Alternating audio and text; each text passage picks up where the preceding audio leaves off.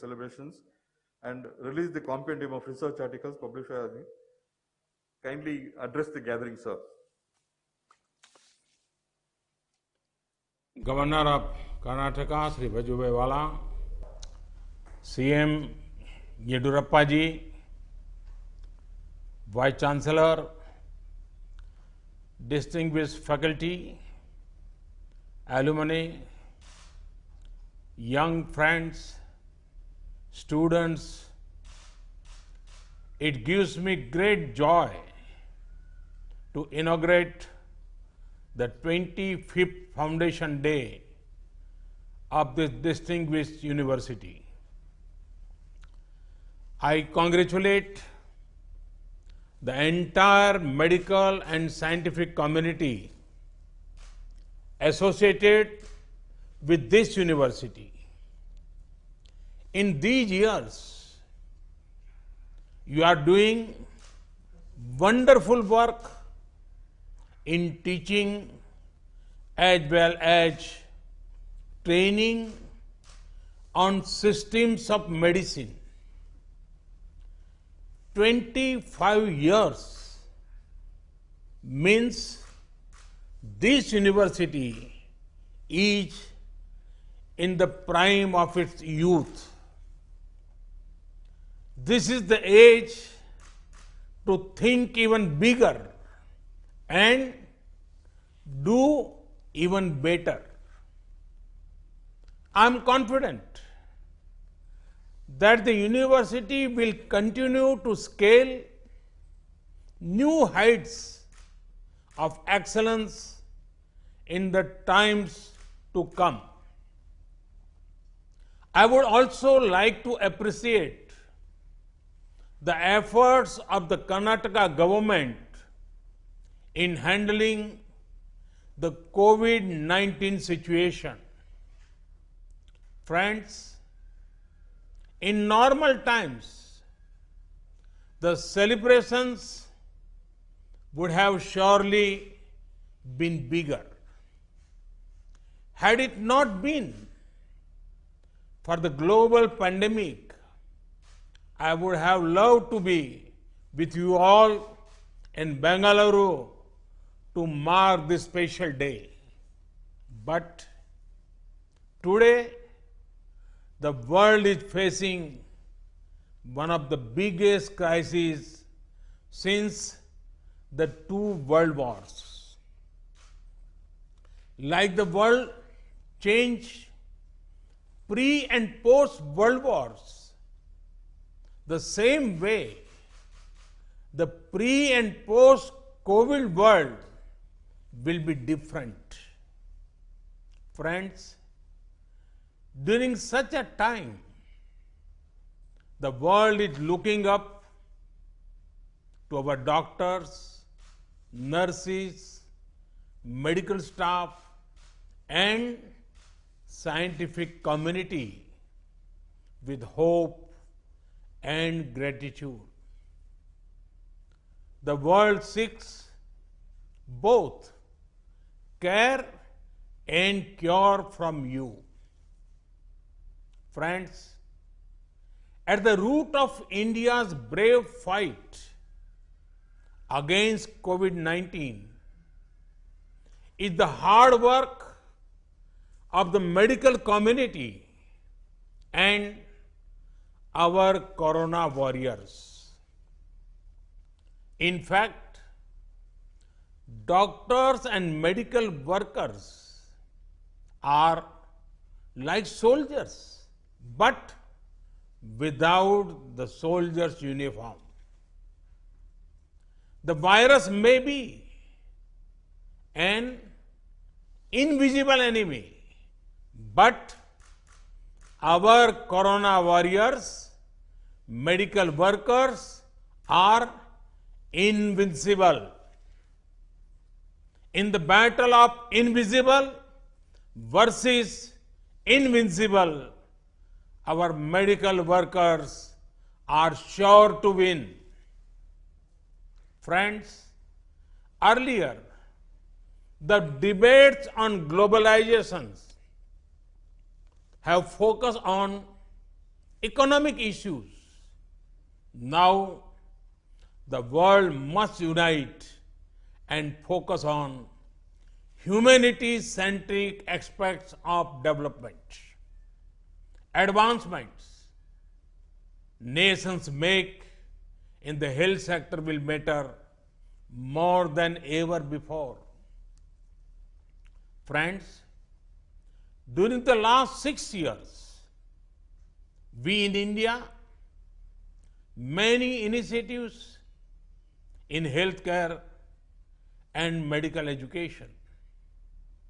We are broadly working on 4 pillars. The first is preventive healthcare. This includes the importance to yoga, Ayurveda, and general fitness.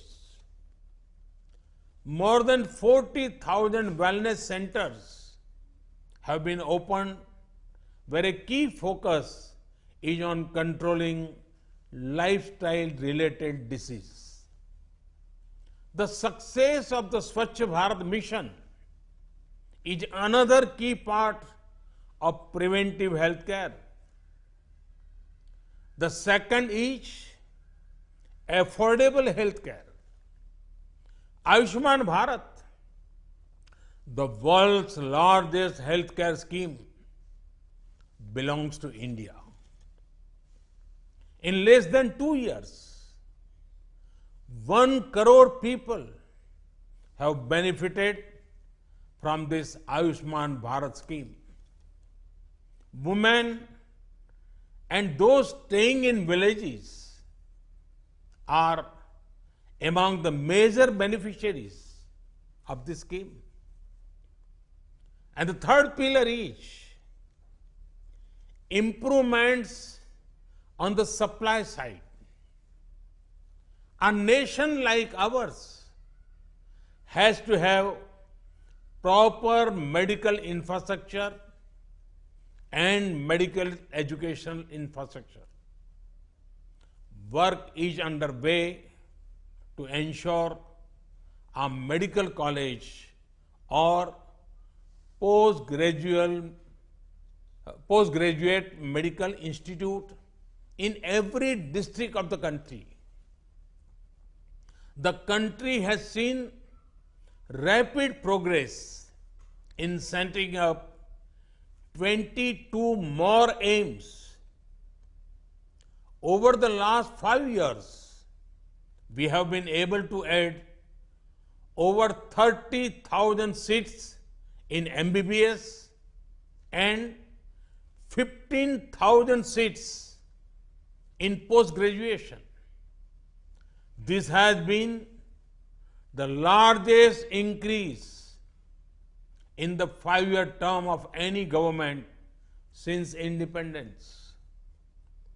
The Medical Council of India had been replaced by a new National Medical Mission, the new National Medical Commission, through an act of the Parliament. This will go in a long way in improving the quality of medical education, bringing it at par with the international standards. The fourth pillar is mission mode implementation. A well thought of idea on paper makes it only a good idea, and a good idea will implemented makes it a great one. Hence, implementation is very crucial. Here, I would like to highlight the success of India's National Nutrition Mission that is helping youngsters and their mothers. India is working 24/7 to eliminate TB by 2025. This is 5 years ahead of the global target of 2030. Mission Indradhanush has increased our rate of annual rise in vaccination coverage by 4 times. Friends, the central government recently approved the introduction of a new law for expanding education of more than 50 different allied and healthcare professionals. This law, once passed, will address the shortage of paramedical personnel in the country. It will also help India in supplying skilled resources to other countries. Friends, there are 3 things on which I would urge maximum discussion and participation. One is advances in telemedicine. Can we think of new models that make telemedicine popular on a larger scale? The other is related to Make in India in the health sector. The initial gains make me optimistic. Our domestic manufacturers have started production of PPEs and have supplied about 1 crore PPEs to COVID warriors. Similarly, we have supplied 1.2 crore Make in India N95 masks to all states. Third is IT-related tools for healthier societies. I'm sure you have the Arogya Setu app on your mobiles. 12 crore health conscious people have downloaded it. This has been very helpful in the fight against coronavirus. Friends, I'm aware of an area that is of great concern to you all. Due to a mob mentality, those working on the front lines, those on duty, be it doctors, nurses, safai workers, others, are subject to violence.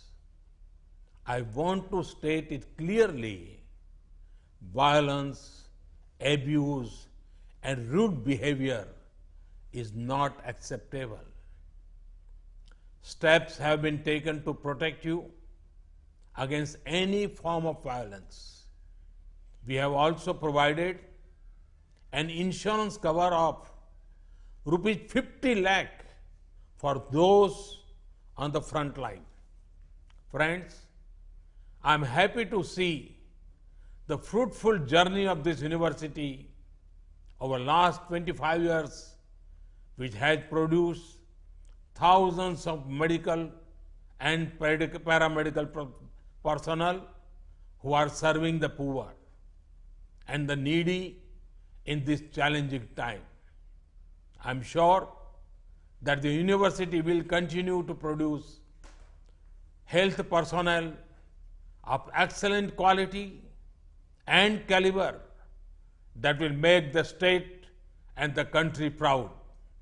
Thank you. Thank you very much.